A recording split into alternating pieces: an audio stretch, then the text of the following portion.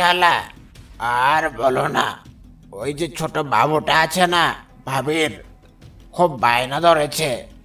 পোলাও কোরমা কালিয়া খাবে বলে। ও আচ্ছা, এই ব্যাপার তাহলে।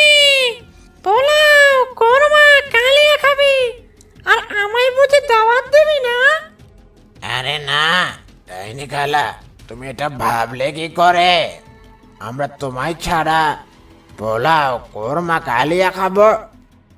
এই যে ডাইনি খালা, শোনো, আজ সন্ধ্যায় এসো, তোমার দাওয়াত রইলো।